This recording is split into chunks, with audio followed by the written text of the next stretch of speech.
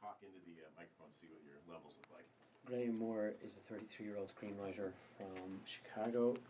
His pet hates are actors and directors. Okay, very good. And? Allen Leech is a 75-year-old Irish actor, most Man, he's good. commonly known for his work on Downton Abbey, where he plays the Dowager Countess. Oh, he's an award winner then. Okay, great. Okay, so... Beat you with my Golden Globe then. Sorry, that sounded a bit wrong. I'm glad this is all on tape. It's wonderful. Great. Yeah, wonderful. Okay, so listen, we don't have a lot of time, so I want to jump right into this. I'm talking to Graham Moore and Allen Leech, a screenwriter and an actor in this new big movie. It's going to get a Christmas release, I understand, around Seattle. It has Oscar buzz toward it. It's one of these big, important, not Hollywood blockbusters, but a kind of a big budget blockbuster kind of a movie. And I want to start off with you, Graham, as the screenwriter.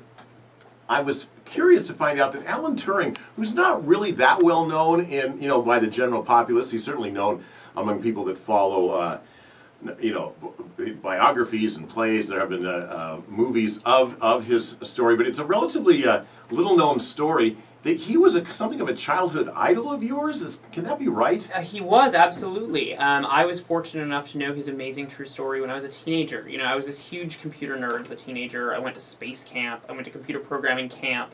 And sort of the legend of Alan Turing was like a campfire story around those parts. It was like, this is the guy who secretly invented the computer and no one knew. This is the guy who secretly broke the Nazi code and won World War II for everybody, but no one knew because it was a top-level secret. It was sort of an amazing true story that we all felt it was so important for more people to hear, and we really wanted to be able to tell his story sort of for the first time on film.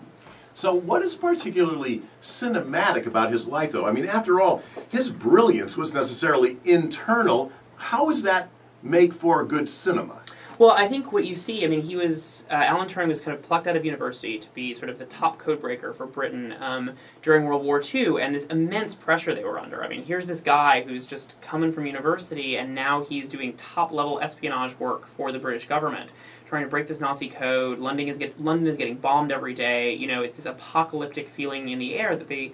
In 1939, 1940, it really looked like the good guys were going to lose. I mean, it was not a good time for us in the war history. And so Alan Turing was, this sort of, we would joke that the movie's kind of like the Avengers in Tweed. It's a bunch of mathematicians coming together to sort of save the world by breaking this code.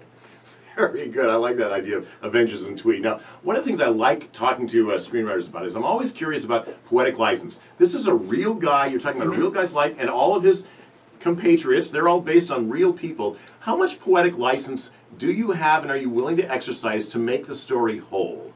You know, it's we are sort of so fortunate that this is a true story, and that Alan Turing's life was so amazing you couldn't make it up. Okay. If someone suggested that this had happened as fiction, you would never believe it. But I think all of the sort of craziest bits of the espionage and breaking the code are all true. I mean, there's bits of amalgamation you do. You sort of take things that happen in 2 or 3 little moments and you kind of turn them into one big moment for the film. You amalgamate some of the side characters, but no, the fundamentals of this story are true. And if I had made it up, everyone would say that's unbelievable. There's no way anything like that could happen, but it really did. Okay, I want to ask you specifically about the Heil Hitler breakthrough, and we don't have to be too specific about it, but that's a very key moment in the movie. I understand that must have happened in some way. It did. The way you dramatize it is really effective, but my guess is that it probably isn't how they figured the trick out. True or not? So yeah, what we're dramatizing is the way that they broke the Nazi data code, which is, so Turing kind of invented the first computer as a way of kind of attacking the German Enigma machine,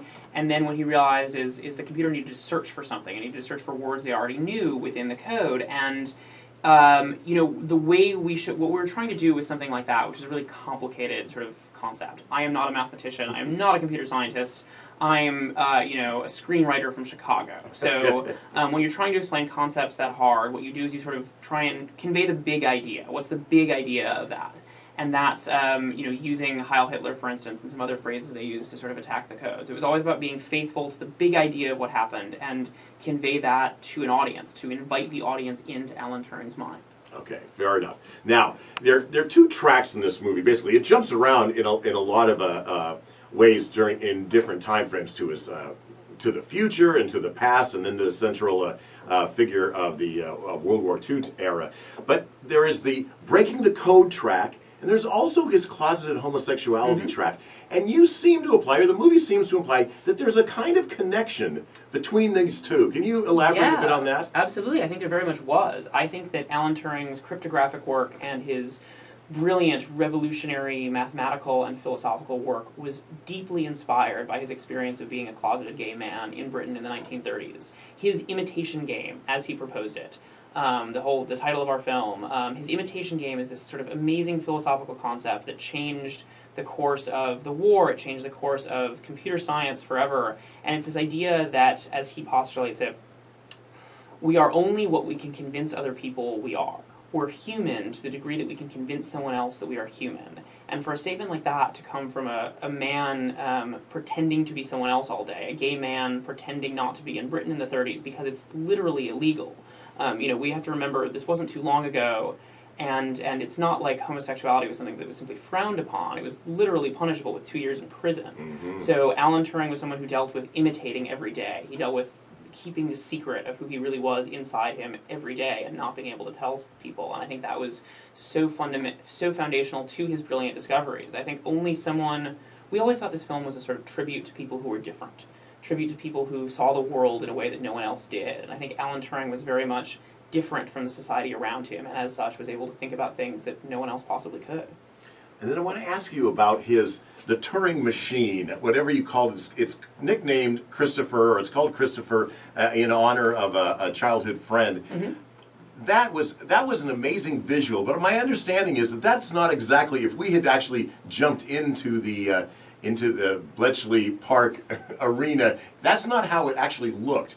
What can you tell us about how it is and why it's accurate, even though it's maybe not quite what we would normally have seen if we had brought it in there? I think it's impeccably accurate. Okay, that's exactly what you would have seen. I thought this based on the notes that I read, that it was all encased. Oh, so yeah. So one thing we did is we took off the case. So you see the guts of it, but in the scenes that we're showing, you're showing Alan Turing and his fellow codebreakers. We're showing them working on the machine, so they're not going to put the case on it while they're working on the machine. So yes, when they would have once they were done, they would have kind of put a big black case on it. So all we did was sort of take off the case, but we recreated that meticulously from his notes, from his sketches, from his designs. His original machines were destroyed after the war. Part of the secrecy of all of this is that all of the machines were destroyed. All of the records, all the pieces of paper from everything they worked on were all destroyed. So we recreated that meticulously from the records that we had. Yeah, the thing is, visually, that is a great moment. I love, anytime you guys walked into that machine, it was like, wow, because everything's whirring, and I don't understand what the heck's going on, but it seems really impressive. It's amazing. You think that these people were standing there, they were staring at sort of the first computer built. They were staring at these sort of whirring gears, and the people who were at Bletchley, who we talked to, and whose reports we read, always talked about how loud it was. Like the clank, clank, clank of this machine was terribly loud, and it was really hot. We heard all these stories from people at Bletchley Park about how some of the women who worked there would, on rainy days, sort of use the machine to dry their clothes. They'd hang up their jackets and stuff like right by the machine because it was so hot. They would do it, and there was these funny stories about the people who had to clean the machine would do it naked. Because it would be so hot in there, they couldn't work. You couldn't sit there for 4 hours clothed. I know. If only we'd included that one. Allen Leech could have been naked cleaning the machine. Happily. Yes, there you go. And Alan, since you're here, I read something that referenced Benedict Cumberbatch admitted that he didn't understand a dang thing about what Alan Turing really was about. It's so far beyond his ken. And I'm assuming, since you guys are not mathematicians and computer scientists wizards, that you necessarily understood the inner workings of Alan Turing or your character, John Cairncross, right? Yeah. So how did you approach acting smart and knowing what you're all about? Well, it's a great responsibility when you play someone who actually existed, and there thankfully are a lot of books that have been written about the people of Bletchley Park, and John Cairncross wrote his own book, his own biography. Is that right? So that was a wonderful foundation. And that's where you can go to build a character and begin to learn a little bit about him. You're right, I'm not a mathematician, so that's where you have to start. You're a mathematician of the soul. I'm a mathematician of the soul. That's right, of the heart. And I'm a linguist of the soul. And I'm a cryptographer of my words. Oh, that was good. That was very smart. Thanks very much. But so Yeah, that's where you have to. Then Yeah. you turn to a wonderful script that Graham Moore gave you, and that gives Yeah. you a wonderful blueprint on which to build as well. So the amalgamation of your research, the script, we were afforded 2 weeks rehearsal, which is unheard of in modern day filmmaking, and that gave us another great foundation as a group, a cohesive group, to go and work out and flesh out our characters. That gave us an opportunity to hit the ground running when we came to start filming. So I don't know how much we want to talk about your character, but what I know we're safe to say is that you seem to be his most personal contact at some point, that you actually come off as a very sympathetic soul in a circle of scientists that found him almost impossible to deal with. Now you did too on some level, but you also have a kind of, you know more about him than anybody else. Can you talk a bit about that? How would you characterize your relationship, your character's relationship with Alan Turing? I think the best way to describe it is both Turing and Cairncross both have secrets. Yes. And Cairncross recognises very quickly that Turing has a secret as well. So in a way they're kindred spirits in the fact that they're both outsiders. And for that reason Cairncross befriends and becomes a confidant for Alan Turing. And I think that's probably the best way of saying it without giving anything away. Yeah, exactly. The amazing thing is, if you wanted to give it away, it's called Wikipedia. It really wouldn't take that long to figure this stuff out. But it's amazing. You know, we do still want to keep that element of surprise for the movie. Mm-hmm. Fair enough. And the thing is, especially if you've read his autobiography, then how did he see his relationship with Turing, and then how did Turing see his relationship? Do we know with your character in the grand scheme of things? The incredible thing is, there's so much secrecy surrounding Bletchley Park, and they still maintain such a level of secrecy in relation to what happened there. Yeah. It's very difficult to know exactly what the relationship was, but we know they work together, and for the sake of the movie, you know, they are very close, and it works very well in relation to telling this story, the story of an incredible man, Alan Turing, one of the greatest minds that ever existed, the forefather of the digital age, and for that reason, you know, we have to, in some way, invent part of the world of Bletchley Park, because, as Graham said, everything was burnt. Everything was burnt. And the people who worked at Bletchley Park still hold that level of secrecy. They don't want to discuss it. Yeah, that is incredible. That none of us even knew these guys existed in effect until relatively recently, and now the world is being made aware. You know, you're an actor and you do all sorts of various roles. I was wondering, and I don't know if this is even impolitic for me to ask, but how would you have approached the Alan Turing character? I mean, Benedict Cumberbatch is fantastic and he's getting all sorts of, but what if they had cast you as Alan Turing? Do you think you could have pulled it off? And if so, how do you think you might have handled it? I think if they'd hired me as Alan Turing, I would have gone to Benedict Cumberbatch and said, I think I got your role. Come on, you're an actor. Are you that modest? There is no way anyone could have played this better. Genuinely. Yeah, fair enough. It's kind of, it's almost like saying, so Brando, so you're in On the Waterfront. Oh, brilliant. I'm sure I'm going to do that justice. It's almost like Benedict. Benedict immersed himself so much into this character that we were privileged enough to do a screening for the family, the living relatives of Alan Turing, and his niece, who recalls lovely fond memories of her childhood with Alan Turing, said of Benedict's performance, it was like seeing my uncle live again. Wow. So I think I'm going to say Benedict is the only person who could have played this, and he plays it impeccably. That was an impolitic question, but it was a very politic answer. Thank you very much. I'm running for Congress. Very good. Okay, now, I don't have much time, and I was told I could ask about Downton Abbey very quickly, because a lot of people recognize you, with that. Okay, so first off, you play the character Tom Branson, and I think for a lot of Americans, there's a lot of identification with your character because we also feel like we're outsiders to that English aristocracy. Exactly. I also realize that you're Irish by birth too, and so I'm wondering if there are pushes, because this is so popular now that people that don't necessarily even watch TV watch Downton Abbey. If you are getting pushed by American and even more specifically Irish audiences to be a certain representative of the outsiders, and then are there English types that are pressuring you to portray your character in a different way, not so this or not so that? Actually, it's very interesting. I've never felt any pressure from any side in relation to the character. I think Julian's written a really interesting role for me in that. I completely agree. I think Tom Branson is the outsider, and for that reason Julian loves having him there, because he is the key for other nations outside of the British to engage with the show, because you can always relate to Tom Branson, because you will be sitting at that table with the Dowager Countess going, what fork do I use? You know, we can all relate to him in the fact that he turns around all the time and goes, what is this crazy world you live in? And Julian Fellows describes Tom Branson as the tour guide. Tom Branson is the tour guide at Downton Abbey. He can bring you anywhere. He can bring you upstairs, he can bring you downstairs, he can bring you right at the kitchen, at the table. He can also bring you around, and as caretaker now, he can bring you all about Downton Abbey. So, as an actor, how much do you know before a season begins? We normally get about the first 4 to 5 episodes. So you had no idea the fate of Sybil, for instance. We actually knew in season 3 because Jess Brown Finley, who played Sybil, decided she didn't want to stay for the whole series. I see. Okay. She didn't want to renew her contract, so we knew that it was going to be death for her. How dramatic! Yeah, I know. And then towards the end of the series, then Dan Stevens decided he wasn't going to stay, and we were like, well, we're just turning into Game of Thrones here. The Red Wedding. Exactly. The Red Wedding. Yeah.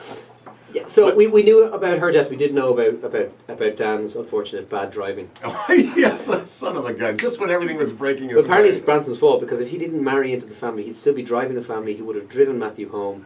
Technically, Branson killed Matthew Golden. Oh, perfect. And I'm assuming we're about to see season 5 here. I know it's already running in Britain and Ireland. It just finished. It just wrapped last up. Sunday. It just finished in the UK and in Ireland, and it comes out here January 4th. To much acclaim, I'm assuming. It went very well. And as per usual, Julian has divided people in some of the writings and some of the storylines, but that's what's fun about the show. Yeah, very good. And I assume you're still alive. Or is that a secret? I was, just don't go on Twitter. No, I am still alive. And the Christmas special just obviously comes out on Christmas Day in the UK and Ireland. And for all those people who aren't illegally downloading it, of which I've met many who are over here on my American tour, it's been quite interesting. That comes out. That's obviously the last episode of the series that airs over here. And then final question, what do you hope happens to Tom in season 6, assuming there is a season 6? We just got commissioned for season 6 actually 3 days ago. Thank you very much. Bank manager's delighted. What would I hope for Tom Branson? I hope Tom Branson finds exactly his role, and I hope Tom Branson finds his place in the world. Whether that's at Downton or elsewhere, who knows? Who knows? Very good. Stay tuned. And finally, just back to Imitation Game. What was it like? I know you weren't the director, so I assume you didn't cast Allen. No, but we were we were a small team of people making the film. Okay. We were all involved in every decision. I mean, we were watching tape, and Alan was always sort of who we imagined for this, and we sort of You never. did? Oh, Okay. yeah, I mean, it was something, there's, your performance is so layered, and there's so much, everyone likes Alan. He's the guy, you look at that face, you can't not fall in love with that face. There's just something, there's an innocence there, and I think that's something that he brought to a role that's very 100 million women complicated. disagree. I feel like on this trip we've met quite a number of women who agree. That's so But they're all true. over 70, Yeah, maybe which is so. lovely. And so finally, it was interesting. So you got Benedict Cumberbatch is the name cast Matthew Good. I mean, you got a really good Keira cast. Knightley. Yeah, it was Keira Knightley. In fact, Yeah. I'm glad you brought that up because I was going to ask about her character. Because in the movie, if I didn't know the real story and that it really wasn't Joan Clark, I would think, oh, come on. They're going to invent a romantic interest for Alan Turing. And yet she's a real character. She is. She was a brilliant woman who was this great mathematician who was not allowed to become a professor at Cambridge because women couldn't be professors in that day. And it wasn't until the war broke out and Alan Turing recruited her to Bletchley Park that she got to be, that she got to sort of use her smarts for good. So it was an amazing character to write for and to sort of watch Keira embody. And watching the two of them together was amazing. But Alan Turing, she was sort of the only woman there, and she and Alan Turing had, we would call it an intellectual romance. Mm-hmm. They became briefly engaged for a few months. It sort of didn't work out because he was gay, but they had this sort of kind of really beautiful connection. They were both outsiders in a way. We love the idea of telling the story about two people who were both kind of outside of the society in which they lived. Him as a gay man, her as a woman, and they sort of found each other in this very sweet way, kind of brought out the best in each other. And we just love doing that and watching kind of Benedict and Keira together kind of bringing out each other's smarts.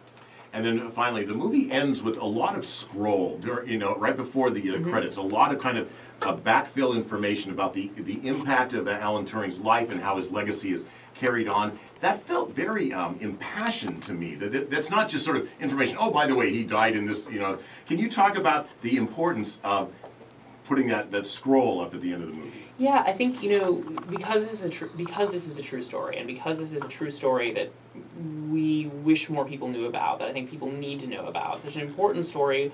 We wanted to be able to sort of give more information, and I think everyone's goal with the film is that obviously this is not every piece of information about Alan Turing's life. We only had 113 minutes. We got him what we could. Right. This is not every piece of information about Bletchley Park and the work on Enigma. So our greatest hope with this movie is they'll see it and they'll say, oh my God, Alan Turing was such a fascinating person. He was a truly unique and gifted individual, and I need to know more about him. What can I read up on? What can I go to? What can I read his Wikipedia page and find out all the spoilers in the movie Right. already? We want to be able to send people into more information because it's such a tremendous true story. Yeah. And this very movie good. really is going to just finish by saying Sure. it's a genuine tribute to an unsung war hero, but it's also a great celebration of being different. And I hope that that's what people walk away and take from the movie. Yeah.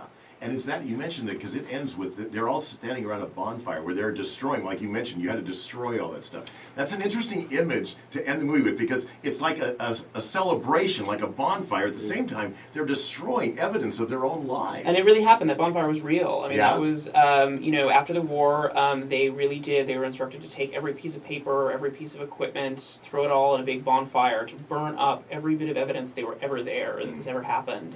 And so it's sort of in some way we end the film with showing the erasure of all this history, as hopefully the film itself is bringing that history to life. Yeah, very good. I could go on, but I know we're a little over here. I appreciate you guys coming in. Thank you so much. Anything last things you guys would like to say before they force me out?